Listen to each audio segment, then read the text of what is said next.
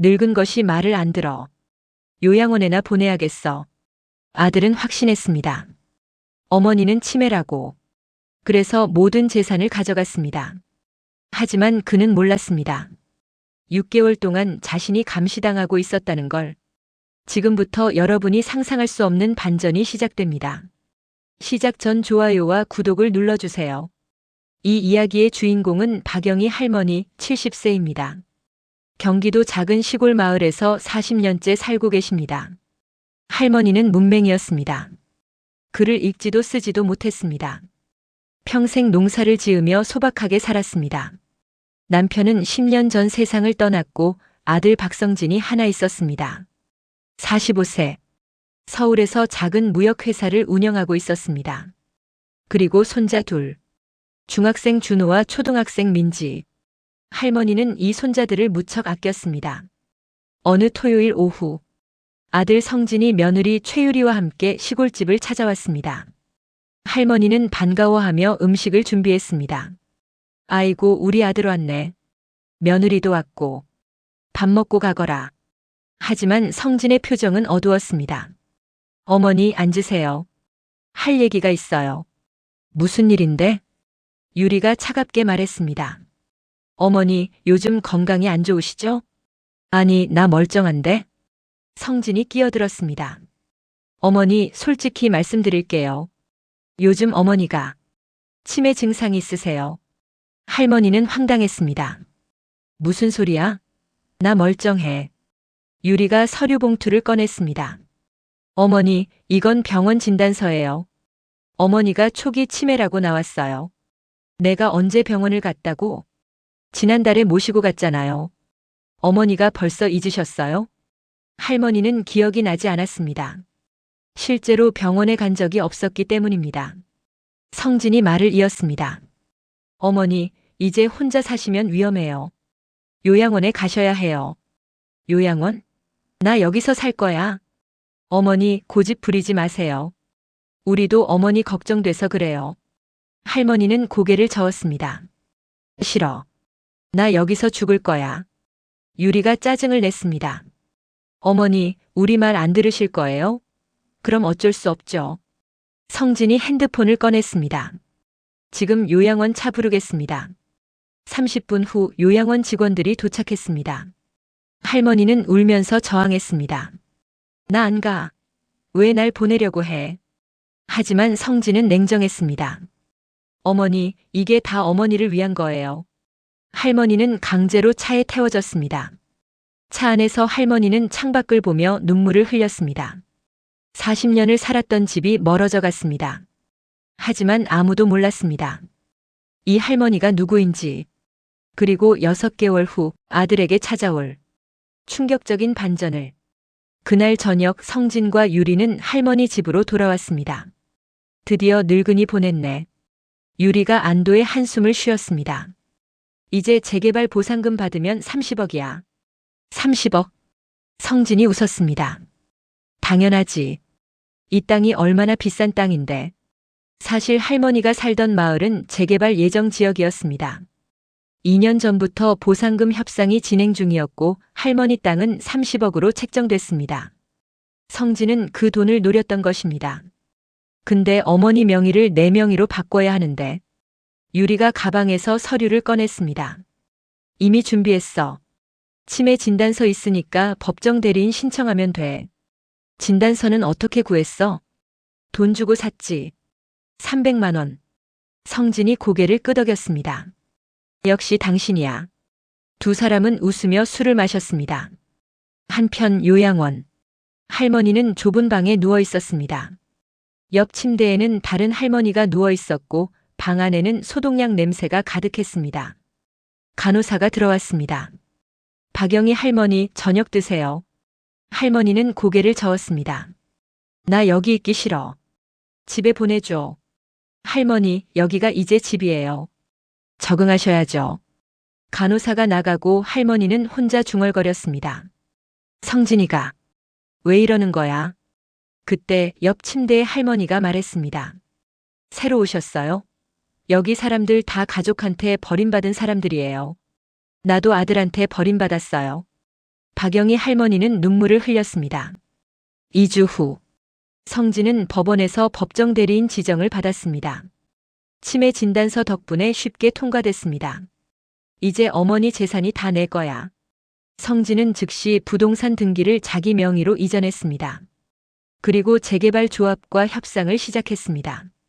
30억에 합의하겠습니다. 조합 관계자가 서류를 내밀었습니다. 좋습니다. 여기 사인하시면 2주 내로 입금됩니다. 성진은 서류에 사인했습니다. 손이 떨렸습니다. 30억. 평생 벌어도 못 벌 돈이었습니다. 같은 시각 요양원. 할머니는 휠체어에 앉아 창밖을 보고 있었습니다. 간호사가 다가왔습니다. 할머니, 오늘 재활 치료 받으셔야 해요. 알았어. 할머니는 고개를 끄덕였습니다. 표정은 멍했고 눈빛은 흐려져 있었습니다. 마치 정말 치매에 걸린 것처럼. 하지만 간호사가 돌아서자 할머니의 눈빛이 순간 날카로워졌습니다. 그리고 작게 중얼거렸습니다. 이제 고지겠구나. 3주 후 성진의 통장에 30억이 입금됐습니다. 유리야, 들어왔어. 30억. 유리가 달려와 통장을 확인했습니다. 세상에. 진짜네. 두 사람은 껴안고 기뻐했습니다. 이제 강남에 집 사고 회사 키우고 애들 유학 보내고. 당연하지. 우리 이제 부자야. 하지만 그들의 기쁨은 오래가지 못했습니다. 다음 날 아침, 초인종이 울렸습니다. 성진이 문을 열자 2명의 남자가 서 있었습니다. 박성진 씨 맞으십니까? 네. 누구시죠? 서울중앙지검 수사관입니다. 재산 횡령 및 문서 위조, 노인학대 혐의로 조사받으실 분입니다. 성진의 얼굴이 하얗게 질렸습니다. 그런데 누가 고소한 걸까요? 요양원에 갇힌 할머니가. 어떻게 고소를 할 수 있었을까요? 지금부터 밝혀지는 충격적인 진실. 검찰 조사실. 성진과 유리가 나란히 앉아 있었습니다. 검사가 서류를 펼쳤습니다. 박성진 씨, 당신은 어머니 박영희 씨를 강제로 요양원에 입원시키고 위조된 치매 진단서로 법정 대리인이 되어 재산 30억을 가로챘습니다. 맞습니까? 아니에요. 어머니가 정말 치매셨어요. 그럼 이건 뭡니까? 검사가 태블릿을 돌려 보였습니다. 화면에는 성진과 유리의 대화가 녹음된 파일이 재생되고 있었습니다. 진단서는 어떻게 구했어? 돈 주고 샀지. 300만 원. 성진은 말문이 막혔습니다. 에이, 이건 어떻게? 박영희 씨가 직접 제보하셨습니다. 뭐라고요? 어머니가? 바로 그때 조사실 문이 열렸습니다. 그리고 한 여성이 걸어 들어왔습니다. 70대 할머니. 하지만 요양원에서 보던 멍한 모습이 아니었습니다. 단정한 한복을 입고 머리를 깔끔하게 올린 채 당당하게 걸어 들어왔습니다. 어머니? 성진은 믿을 수 없다는 표정이었습니다. 할머니가 성진 앞에 섰습니다. 치매 연기하며 너희들 6개월 동안 지켜봤다. 뭐라고요? 할머니는 검사에게 고개를 끄덕였습니다. 검사가 설명했습니다. 박영희 씨는 치매가 아닙니다. 6개월 전부터 아들의 이상한 행동을 눈치채고 일부러 치매 연기를 하며 증거를 수집했습니다. 유리가 소리쳤습니다. 말도 안 돼. 어머니는 글도 못 읽는데 어떡해. 할머니가 차갑게 웃었습니다. 글을 못 읽는다고 바보는 아니지. 검사가 계속 설명했습니다. 박영희 씨는 요양원에 입원한 첫날부터 변호사와 접촉했습니다. 그리고 아들 부부의 모든 대화를 녹음하고 위조 진단서의 증거를 확보했습니다. 성진은 고개를 떨구었습니다. 어머니, 왜 이러세요? 할머니가 조용히 말했습니다. 내가 왜 이러냐고. 넌 내 어미를 요양원에 쳐넣고 재산을 훔쳤어. 그게 사람이 할 짓이냐? 그건 어머니를 위해서. 거짓말 마라. 너희는 돈이 필요했을 뿐이지. 할머니는 등을 돌렸습니다. 이제 법이 판단할 거다. 하지만 진짜 충격은 지금부터였습니다. 검사가 또 다른 서류를 꺼냈습니다. 그런데 박성진 씨, 당신이 가로챈 30억. 그게 전부라고 생각했습니까? 네. 검사가 미소 지었습니다. 박영희 씨의 전체 재산 목록입니다. 서류를 펼치자 성진의 눈이 커졌습니다. 서초구 오피스텔 2개, 송파구 상가 건물 1개, 강남구 논현동 토지 마이너스, 총 400억. 성진은 입이 떡 벌어졌습니다. 이게 뭐예요? 검사가 설명했습니다. 박영희 씨는 40년 전 남편과 함께 서울에 땅을 매입했습니다. 당시에는 허허벌판이었지만 지금은 강남 한복판입니다. 그 땅들이 지금 400억대 자산이 됐죠. 유리가 믿을 수 없다는 표정으로 할머니를 봤습니다. 어머니가 400억? 할머니가 조용히 말했습니다. 나는 평생 시골에서 농사 지으며 살았어. 돈이 많아도 소박하게 살고 싶었지. 그런데 너희는 그것도 몰라줬구나. 검사가 덧붙였습니다. 그리고 박성진 씨, 당신이 가로챈 30억. 그건 사실 미끼였습니다. 미끼요? 박영희 씨가 일부러 재개발 보상금만 눈에 띄게 해놓고 진짜 재산은 숨겨뒀습니다. 당신이 욕심을 부려 범죄를 저지르도록 유도한 거죠. 성진은 허탈하게 웃었습니다. 어머니, 제가 완전히 노란한 거였군요. 할머니는 대답하지 않았습니다. 며칠 후 성진과 유리는 구속됐습니다. 죄목은 재산 횡령 미수, 문서 위조, 노인학대, 사기. 특히 위조 진단서를 만든 의사도 함께 체포됐습니다. 변호사가 성진을 찾아왔습니다. 박성진 씨, 솔직히 이번 사건은 승산이 없습니다. 증거가 너무 명확해요. 변호사님, 저 어떻게 되는 겁니까? 최소 10년 이상 각오하셔야 합니다. 성진은 머리를 감쌌습니다. 한편 할머니는 요양원을 나와 손자들을 만났습니다. 할머니, 중학생 준호와 초등학생 민지가 달려왔습니다. 할머니, 우리 걱정 많이 했어요. 할머니는 두 손자를 꼭 안았습니다. 미안하다 얘들아. 할머니가 너희 걱정 끼쳤구나. 할머니, 아빠는요? 준호가 조심스럽게 물었습니다. 할머니는 한숨을 쉬었습니다. 너희 아빠는 잘못을 했단다. 지금 그 대가를 치르고 있어. 아빠가 나쁜 짓 한 거예요? 할머니는 고개를 끄덕였습니다. 그래. 하지만 할머니는 너희를 지킬 거야. 너희는 아무 걱정 안 해도 돼. 민지가 울먹이며 물었습니다. 할머니, 우리 어떻게 돼요? 할머니는 민지를 쓰다듬었습니다. 할머니가 다 준비해뒀어. 너희는 공부 열심히 하고 착하게만 살면 돼. 사실 할머니는 이미 모든 것을 준비해뒀습니다. 10년 전 남편이 돌아가시기 전 마지막 유언이었습니다. 여보, 우리 재산은 손자들한테 물려줘. 성진이는 믿을 수가 없어. 할머니는 남편의 유언을 따랐습니다. 5년 전 할머니는 조용히 변호사를 찾아갔습니다. 제 재산을 손자들 명의로 증여하고 싶습니다. 할머니, 아드님께는 말씀 안 하세요? 아들은 몰라도 됩니다. 손자들이 성인이 될 때까지 비밀로 해주세요. 그렇게 할머니는 400억대 자산을 모두 손자들 명의로 신탁 증여했습니다. 준호와 민지가 성인이 되면 각각 200억씩 받게 되는 것이었습니다. 성진이 가로챈 30억은 할머니가 일부러 남겨둔 미끼였습니다. 그런데 왜 할머니는 이런 치밀한 계획을 세운 걸까요? 단순히 복수를 위해서였을까요? 아니면 다른 이유가 있었을까요? 3개월 후 법정. 성진과 유리의 선고 공판이 열렸습니다. 판사가 판결문을 읽었습니다. 피고인 박성진은 노모를 학대하고 재산을 횡령하려 했으며 문서를 위조하는 등 중대한 범죄를 저질렀습니다. 이에 징역 12년을 선고합니다. 피고인 최유리는 공동정범으로서 징역 10년을 선고합니다. 성진은 고개를 떨구었습니다. 유리는 울먹였습니다. 재판장님, 선처를 부탁드립니다. 하지만 판사는 단호했습니다. 부모는 자녀에게 평생을 헌신합니다. 그런 부모를 이용해 재산을 빼앗으려 한 것은 용서받을 수 없는 범죄입니다.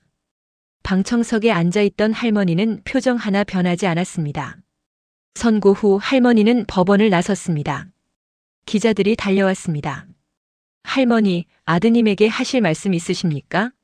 할머니는 잠시 생각하다가 조용히 말했습니다. 없습니다. 손자들은 어떻게 키우실 계획이십니까? 제가 키울 겁니다. 바르게 키울 겁니다. 400억대 자산을 손자들에게 물려주신다는데 사실입니까? 할머니는 고개를 끄덕였습니다. 네. 하지만 조건이 있습니다.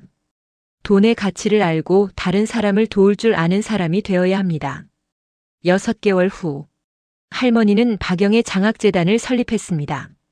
30억 전액을 재단에 기부했습니다. 성진이 가로채려 했던 바로 그 돈이었습니다. 재단 설립 기자회견에서 할머니는 말했습니다. 이 돈은 원래 제 아들이 가져갔어야 할 돈입니다.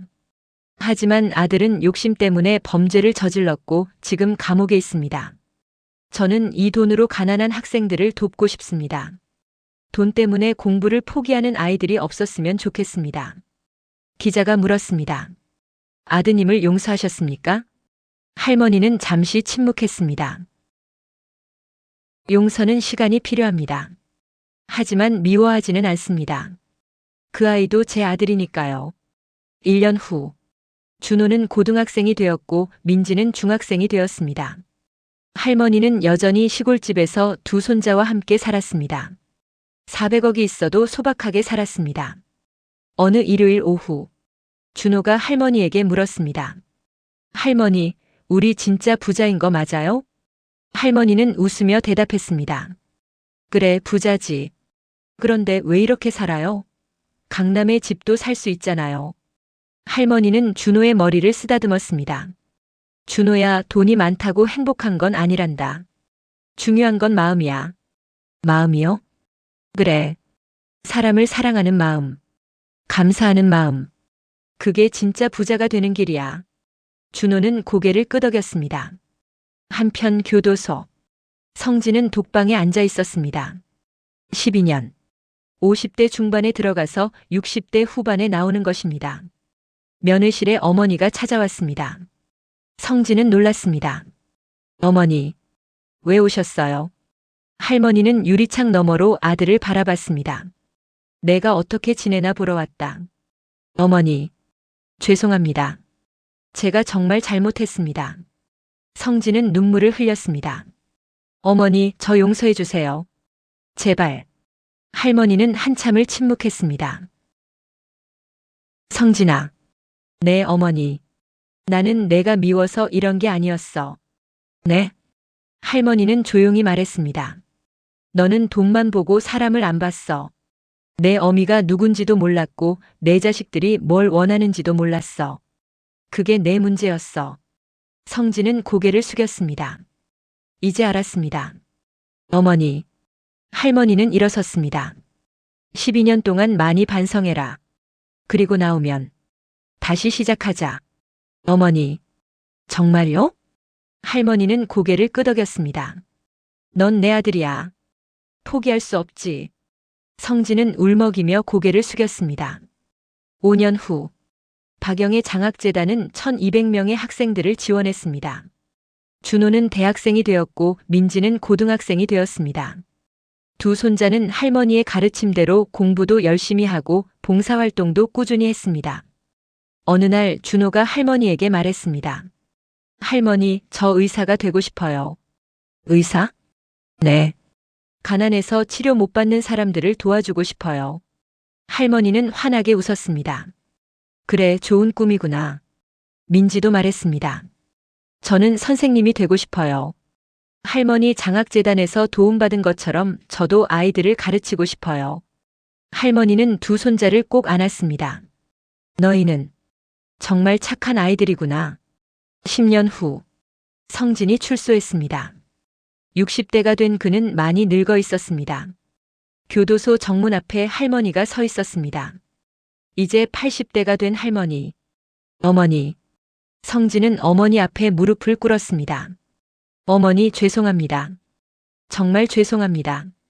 할머니는 아들을 일으켜 세웠습니다. 이제 됐다. 일어나거라. 어머니. 준호랑 민지는? 걱정 마라. 잘 크고 있어. 준호는 의사 됐고 민지는 선생님 됐어. 성진은 눈물을 흘렸습니다. 제가 아이들한테 얼굴을 들 수가 없습니다. 할머니는 아들의 어깨를 토닥였습니다. 천천히 하자. 이제부터 다시 시작하면 돼. 그날 저녁 가족이 모두 모였습니다. 준호와 민지는 아버지를 조심스럽게 대했습니다. 아빠, 준호야, 민지야. 성진은 두 아이 앞에서 눈물을 흘렸습니다.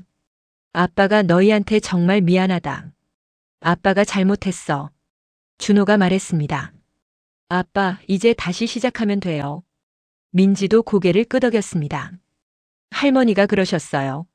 사람은 누구나 실수할 수 있다고. 성진은 어머니를 봤습니다. 할머니는 미소 지었습니다. 이제 밥이나 먹자.